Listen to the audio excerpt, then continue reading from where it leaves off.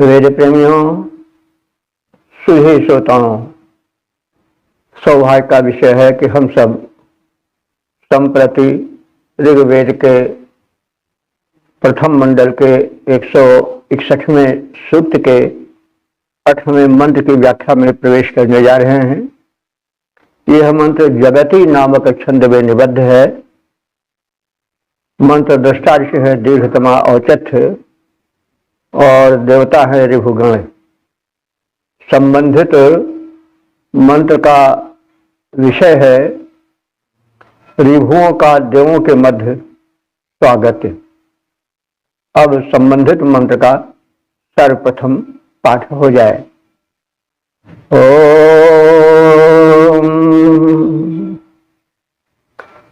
इदमुदकं पिबतेत्यब्रवीतनेदं वाघा पिबता मुञ्जने जनम् सौधन्वना यदि तन्नेव हर्यथ तृतीये घ सवने मादयाध्वयी। अब मंत्र का प्रसंग, शब्दार्थ, भावार्थ आदि का परिचय प्राप्त करें। सुधन्वा के पुत्र ऋभुगण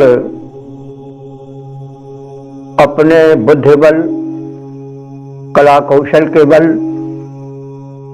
और सदाचार के बल से मनुष्य से देवत्व प्राप्त किए।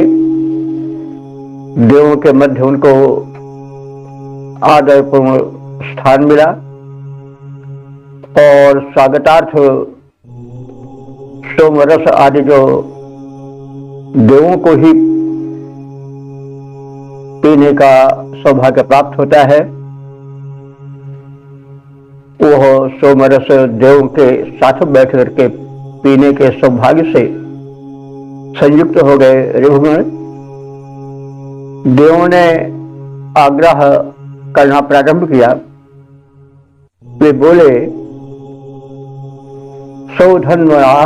सौधन्वनाः हे सुधन्वा के पुत्रो ऋभुओ, इदम उदकम पिबत। इदम माने यह, उदक माने जल। यह जल जो तुम्हारे स्वागतार्थ प्रस्तुत है, पिबत, उसका पान करो।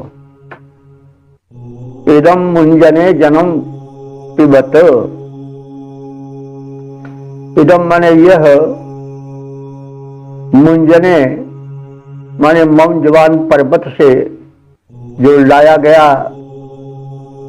सोमलता से निकाला गया सोमरस है, उसका पान करो। तो आप जानते हैं कि सोमलता बड़ा ही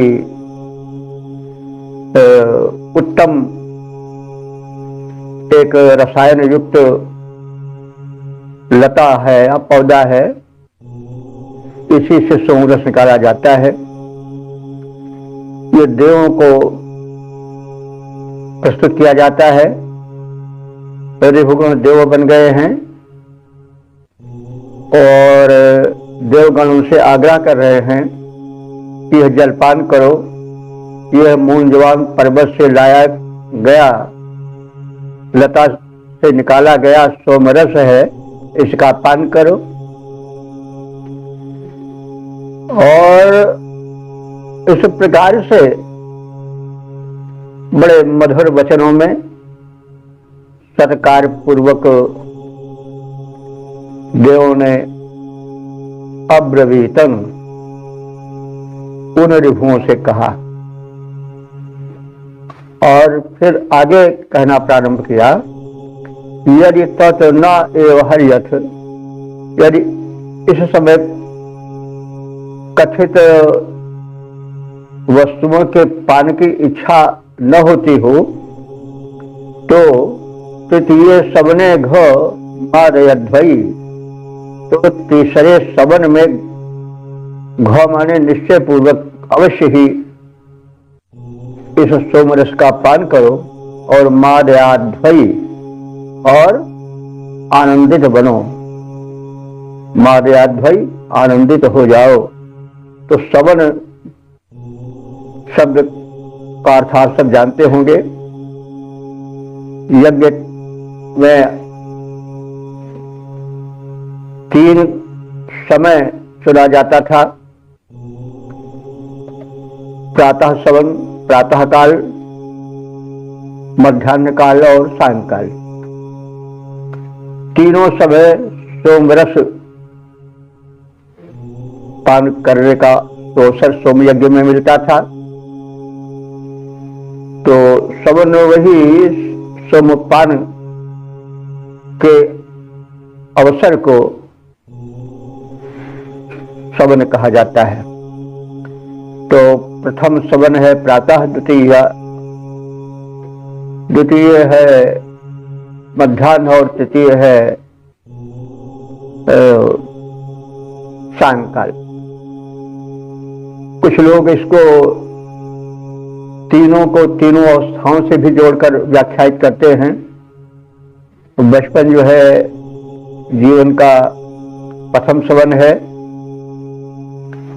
जो मध्याह्न का सवन है वो यौवन काल का है, और जो सायंकालीन सवन है वो वृद्धावस्था से संबंधित रखता है। तो सोमपान माने जो रस रसायन युक्त औषधियों का सेवन है वो तीनों कालों में होना चाहिए, लेकिन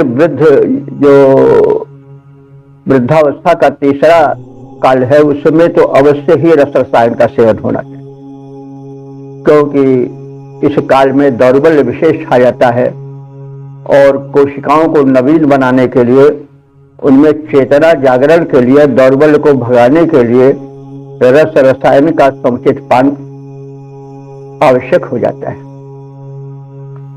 तो इसी अर्थ के परिप्रेक्ष्य में, इसी प्रसंग में हमें यह जानना चाहिए कि किस प्रकार से ऋभुओं का देव के मध्य स्वागत हुआ और सोमपान के लिए आग्रह हुआ, और अंतिम सायंकालीन सायंकालीन सवन में सोमपान अवश्य हो, यह विशेष आग्रह किया गया। तो भावार्थ का एक सपाट रूप देखें। देव गण बोले प्रभुओं से कि हे सुधन्वा के पुत्रों, यह तुम्हारे स्वागतार्थ जो जल रखा गया है इसका पान करो, और जो मौंजवान पर्वत से लाई गई सोमलता से निकाला गया सोमरस है उसका पान करो। यदि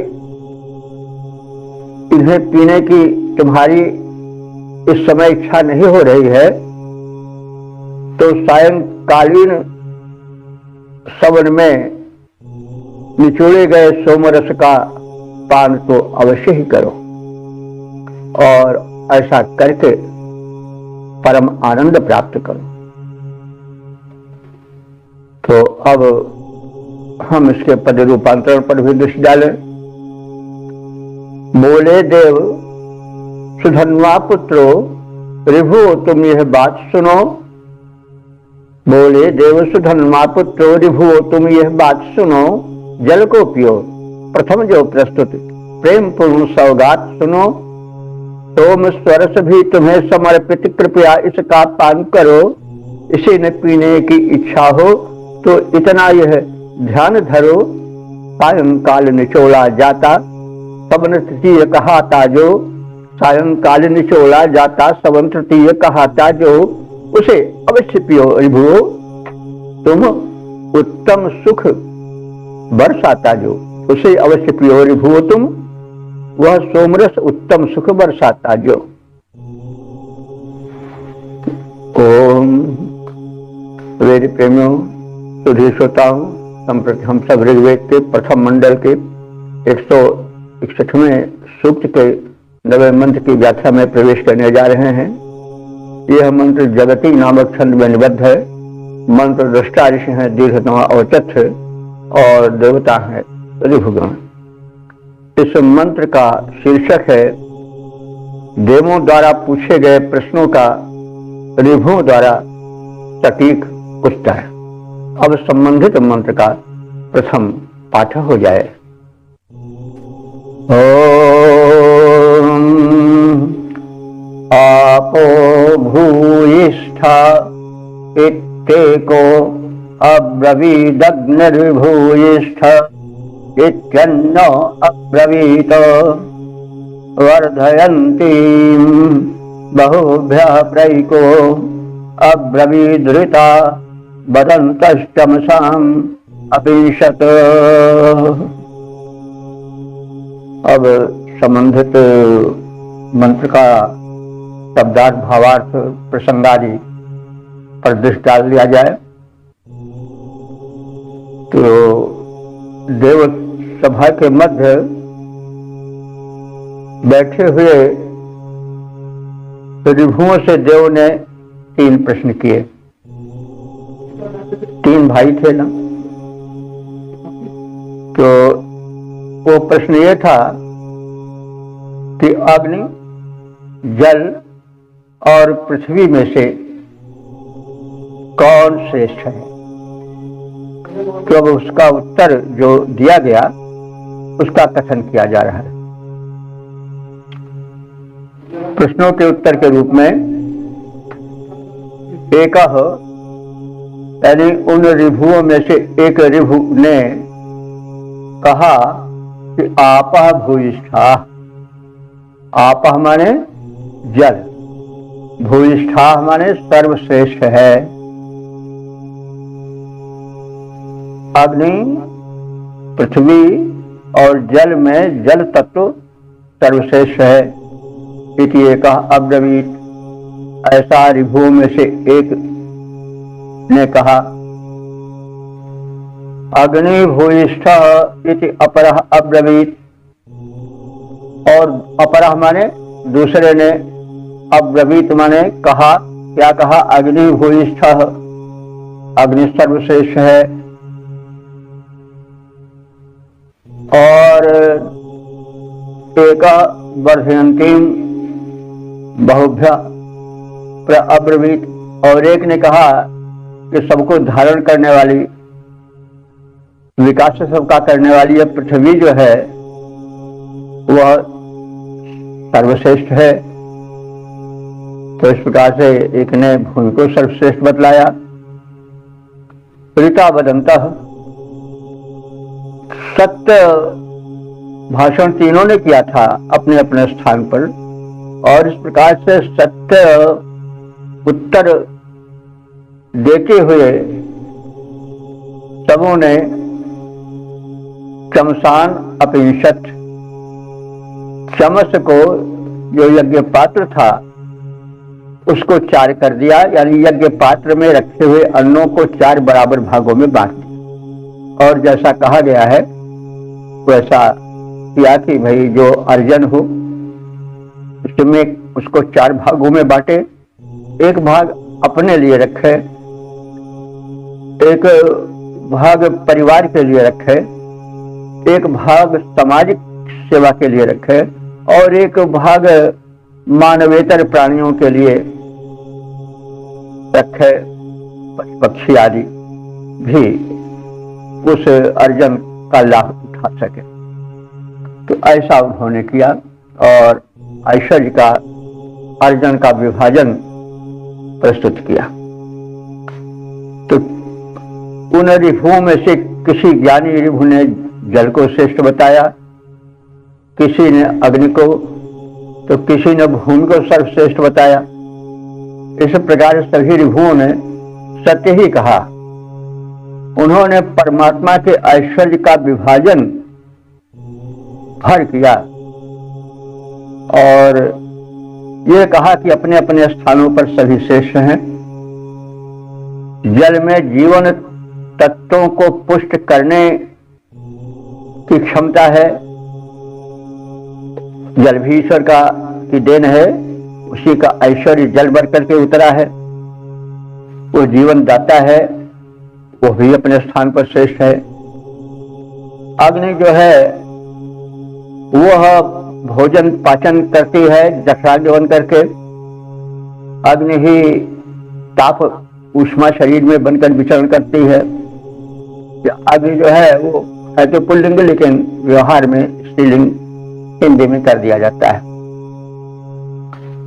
तो अग्नि में भोजन पाचन और शरीर को उष्ण रखने का ऐश्वर्य है, इसलिए वो भी श्रेष्ठ है और सब में बराबर श्रेष्ठता है। अग्नि ही से भोजन पचता है, अग्नि से ही भोजन पकाया जाता है, अग्नि से ही वनस्पतियों में पाचन होता है, फल पकते हैं। पक्वावस्था अग्नि की उष्णता से ही आती है। तो इस प्रकार से ये तीनों तत्व अपने अपने स्थान पर समान महत्ता के हैं। ये परमात्मा के ऐश्वर्य का विभाजन है तीन भागों में, और तीनों यानी जल, अग्नि और पृथ्वी ये अपने अपने स्थान पर श्रेष्ठ है। भूमि सभी को धारण करने का ऐश्वर्य धारण करती है, इसलिए वो भी अपने स्थान पर श्रेष्ठ है। अगर धरती न हो तो निराधार कहाँ टिकेगा।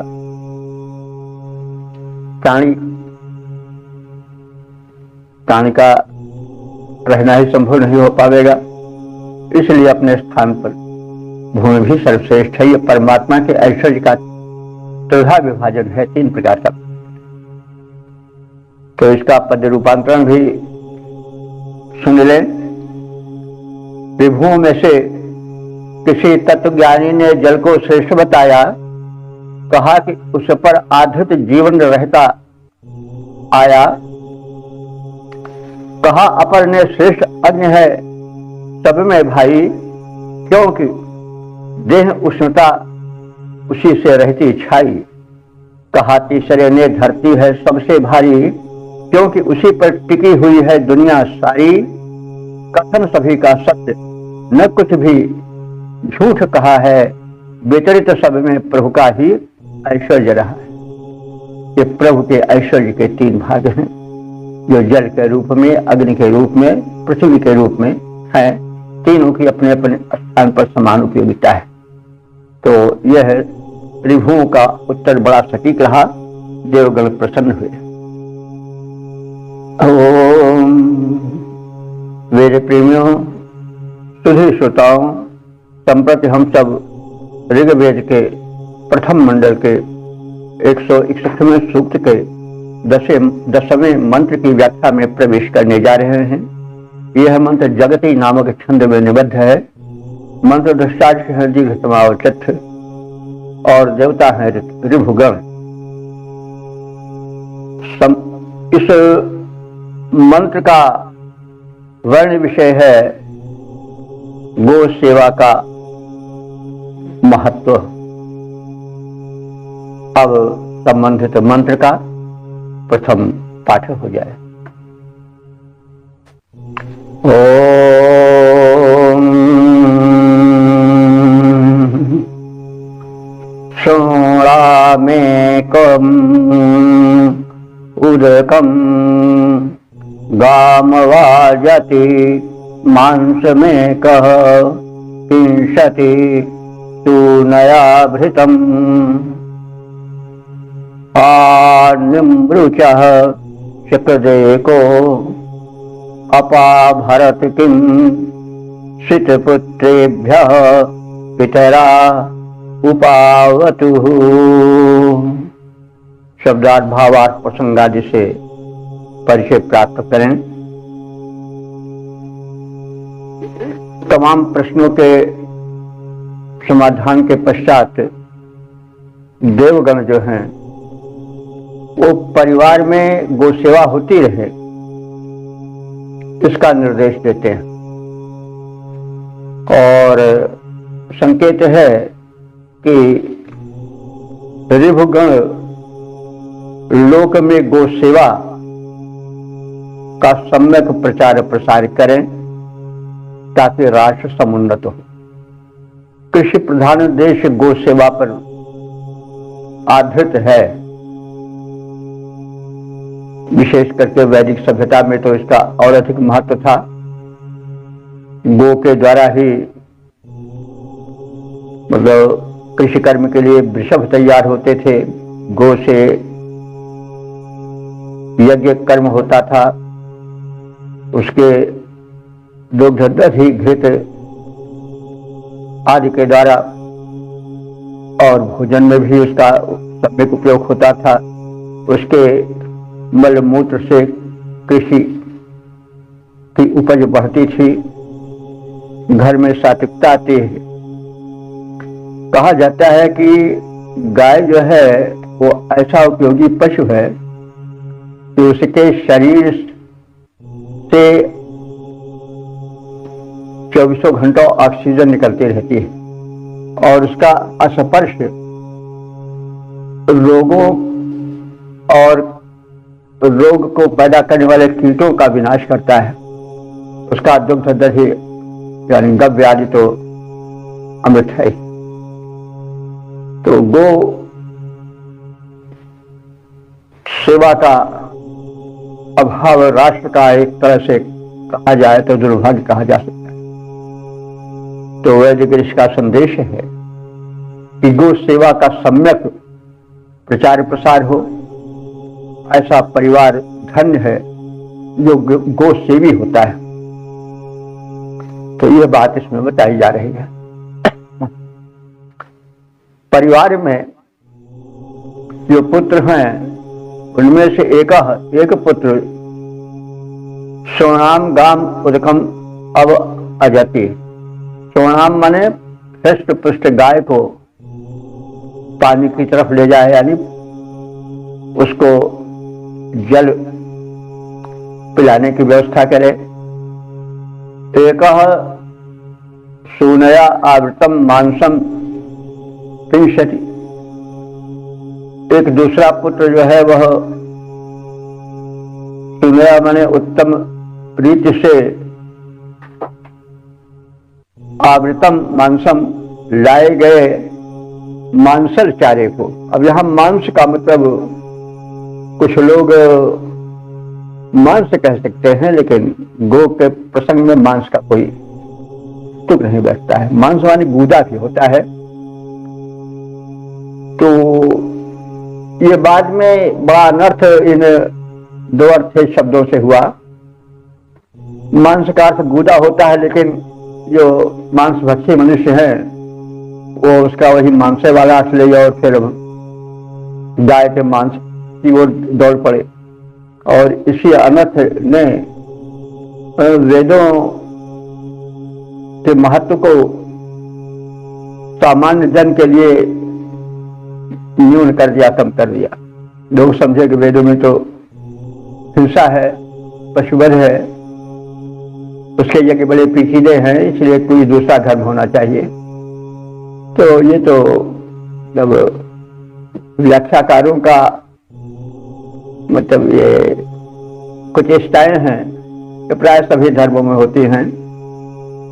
जो मूल धर्म है वो उतना विकृत नहीं हो तो सही होता है। बाद में जो व्याख्याता होते हैं वे उसका अर्थ का अनर्थ कर देते हैं और सामान्य उसी का अनुसरण करने लगते हैं। तो मांस माने गूदा भी होता है। मांस माने मांस के रूप में तो प्रचलित ही है। तो यहाँ पर गूदे का कहना क्या है? तो गूदे से क्या मतलब कि जो हरा चारा होता है वो गुदार होता है, उसमें एक कुछ तरलता होती है और सूखे चारे में उसका अभाव होता है। तो गाय को सूखा चारा न दे करके मांसल चारा यानी गुदार चारे को दिया जाए।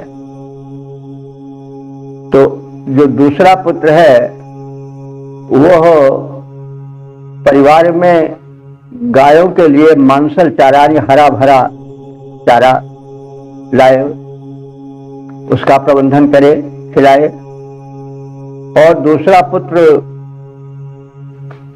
अपरम जो है वो क्या करे, निमृचा माने सूर्यास्त के समय सकृत अपभरत, सकृत कहते हैं गोबर को, गो का मल जो है गोबर सकृत है। सकृत और सकृत में फर्क है। सकृत माने एक बार होता है, सकृत माने होता है मल या गोबर। तो ये बड़ा सा तालवीय सा है।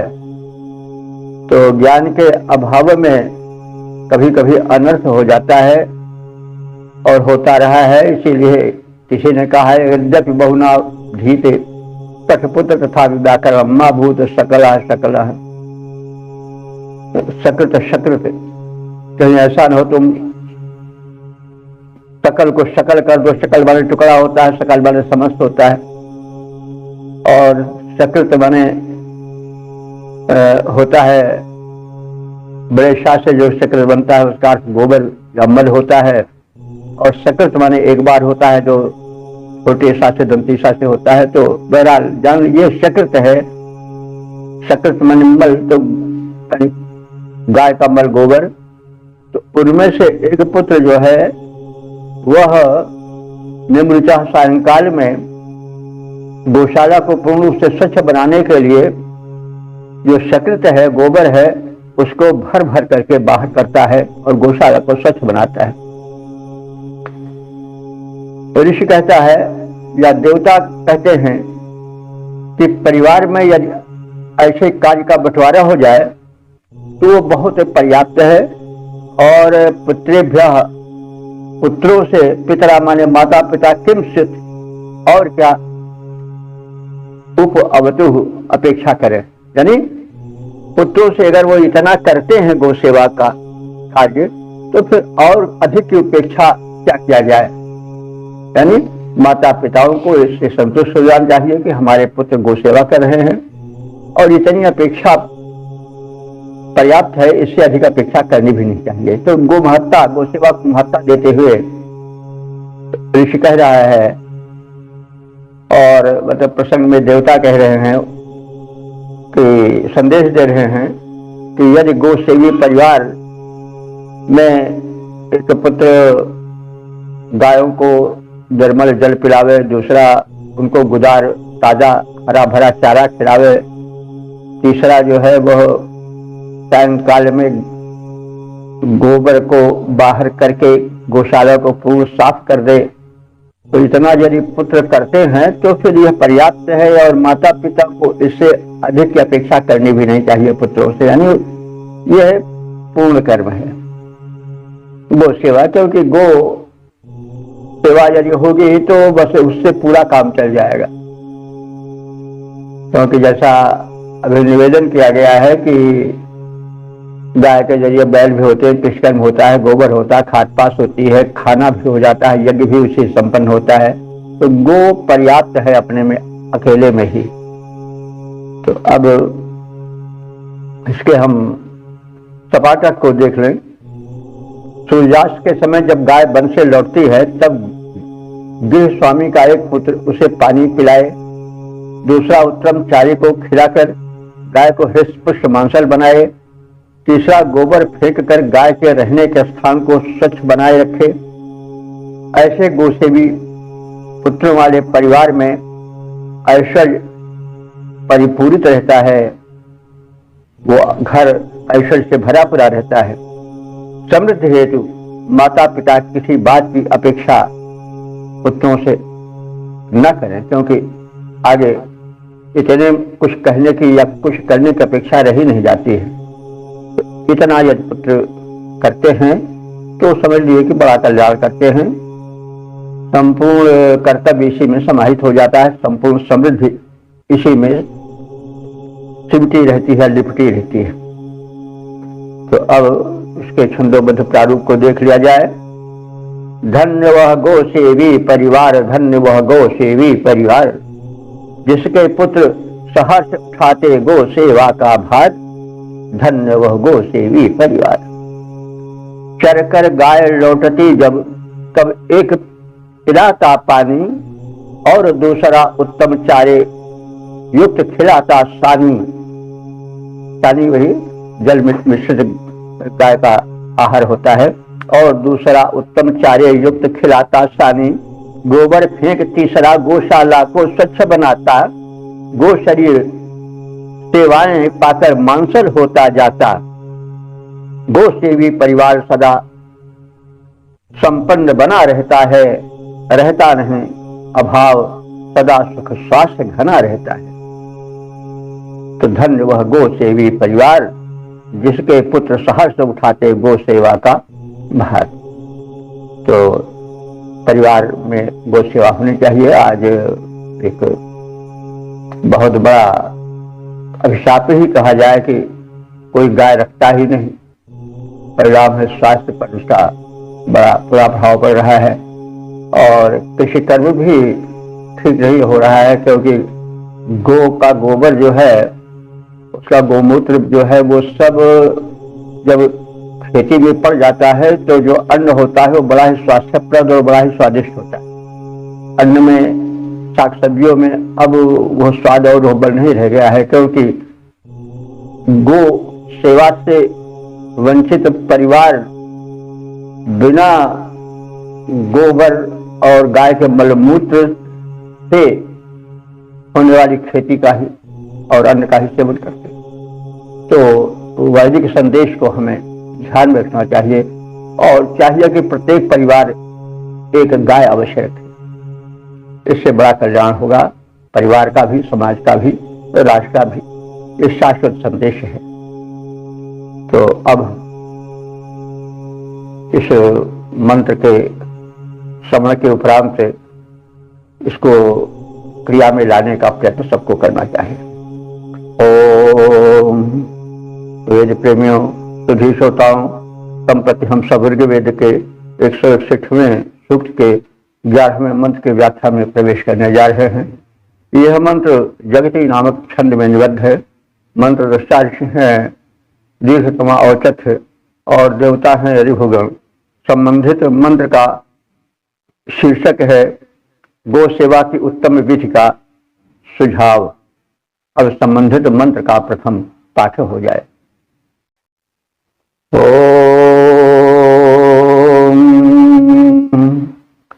उद्वत्स्मा अपिणोतना तृणं निवत्स्वपः स्वपश्यया नरः अगोहयस्य यद स्वस्तना गृहे तदद्धेद मृभवो नानुगच्छथ।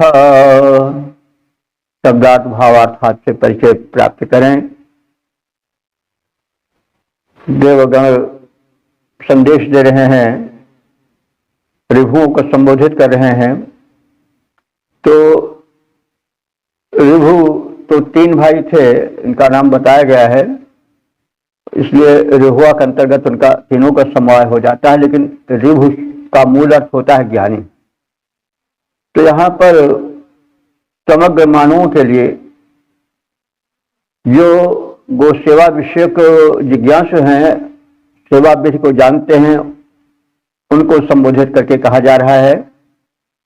ऋभु शब्द उन ज्ञानियों के लिए, समझदारों के लिए प्रयोग हुआ है। तो ऋभुआ हे ज्ञानी मनुष्यों, सुअप्स्यया, अपस कहते हैं कर्म को, और सुअपस माने उत्तम कर्म, सुअपस्या माने उत्तम कर्मों द्वारा। उतवत्सु असमय तृणम अकृणोतन।